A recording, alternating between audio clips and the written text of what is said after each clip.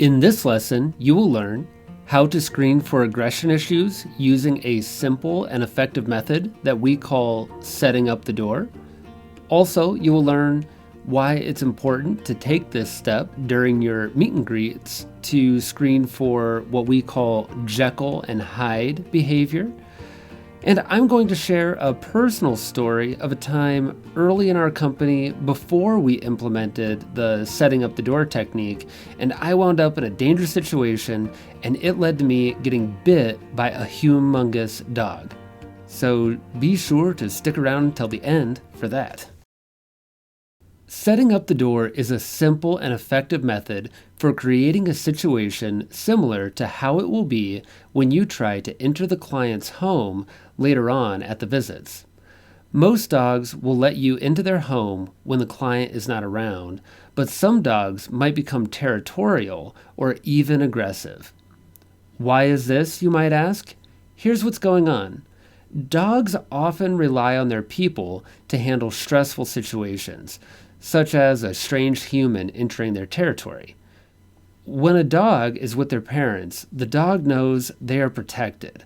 But when a dog is left on their own, they can feel more vulnerable.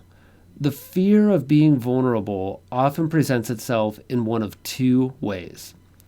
A dog might act protective around their parents and then act shy and aloof when their parents are not around. Or a dog might act confident and happy when their parents are around and then be aggressive when left without the protection of their parents. We call this Jekyll and Hyde behavior because some dogs tend to act one way around their parents and may act in a completely different way when on their own. It is important to screen for this type of Jekyll and Hyde behavior at the meet and greet. Don't take the client's word that everything will be fine. Remember, the dogs feel confident around their parents, so your client may never see the Jekyll and Hyde behavior. But ask any pet sitter, and they know this is something to watch out for. Sometimes it will surprise you which dogs present Jekyll and Hyde behavior, so I recommend taking the time to set up the door at every dog meet and greet. But you will especially want to set up the door in the following cases. In cases where any of the pets show any sign of aggression or fear, when the client mentions their pets have some sort of reactivity, and even when you just get a feeling the pets might be territorial of the home. Most of the time, setting up the door is for dog visits, but the same method will work for cats too. Let's take a few moments to cover the basic procedure. The goal here is to set up the door in a similar way to how it will look and feel for the pets when the pet sitter or dog walker comes into the home for visits. First, all humans go outside, you and the client. All pets stay inside. The humans stay outside for 60 to 90 seconds. Try to stay out of sight and talk quietly so the dogs can't hear the owner's voices. This is a good time to talk about how to access the client's home. Sometimes I'll set up a lockbox while we're outside, or exchange keys, or get the garage code.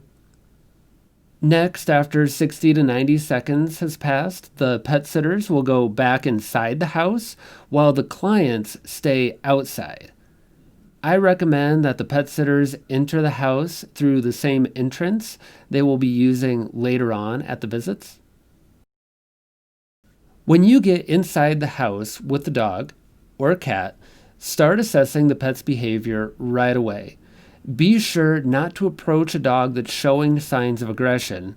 If anything looks off, just back away and leave the house.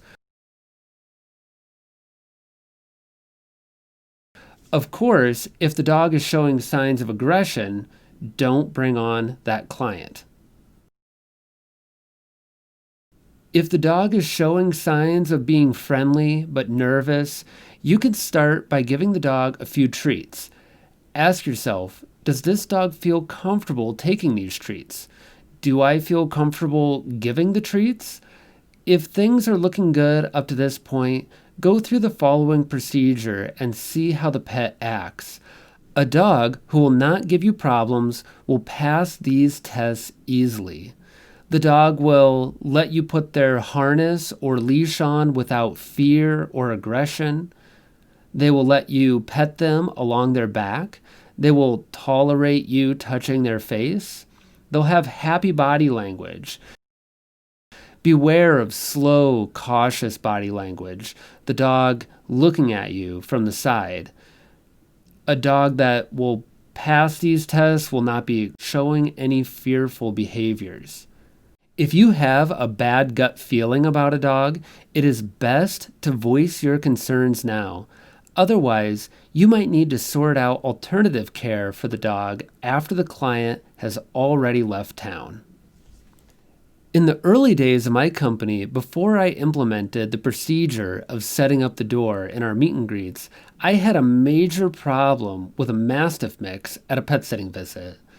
During the meet and greet, the dog acted fine, not excited to see me, but not fearful either.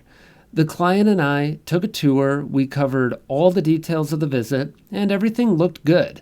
However, I didn't interact with the dog during the meet and greet. The dog didn't really seem to want to, so I thought I wouldn't push it. I figured every other dog I've ever met liked me, so this would be no different. It turns out I was wrong. You see, by not interacting with the dog, I did not give the dog a chance to get to know me. I also did not get a chance to assess the dog's behavior and potential reactivity. If I had, I likely would not have accepted this client. A few days after the meet and greet, my client left for vacation and went out of state. I started my visits with a midday visit. I had a key on file for the client, so I tried to unlock their door with their key, but the lock was a bit stuck. I was able to open their screen door just fine, but then I fussed with the lock to the main door for about 20 seconds before I was able to get in. I heard the dog barking on the other side of the door, but I thought nothing of it. I thought, I've heard fence fighting before. This should be nothing different. I opened the door with my right hand on the knob, and before the door was open any more than 6 inches, bam! The dog bit the side of my right hand. I reacted instinctively, though not wisely, and I tried to push the dog away by pushing on the door. Instead of pushing the dog away, I pushed the door wide open, and I saw 70 pounds of dog standing there snarling at me. I jumped back and slammed the screen door shut. I stood there for a moment, looking at this huge snarling dog, and then I looked at my bleeding hand and wondered how this could have happened. Once I regained my composure, I went back to my truck and wrapped my hand with some supplies for my first aid kit. I took a few moments to process what had happened, and then I went back to the client's front door. The dog was just as amped as ever, snarling and barking from behind the flimsy screen door. This dog was not going to let me get anywhere close to it. I called the client and explained what happened. The client was at first worried about me and my hand, but quickly became more concerned about who was going to take care of his dog. Obviously, I was not going to be able to pet sit for him. The client was frustrated, and I was frustrated with myself for not assessing the dog's behavior correctly. Eventually, the client was able to get his brother to come from a few hours away and pick up his dog. A few days later, the client emailed me asking for a refund. At first, I thought, how could he ask me for a refund? I'm the one with the bandaged hand. He could have told me that his dog was aggressive. But in reality, I was the professional, and it was my responsibility to assess the dog's behavior. My own lack of good process put me in a dangerous situation and led to the client having to make last-minute arrangements. So I refunded the visits entirely and was happy to be done with the situation without a bad review.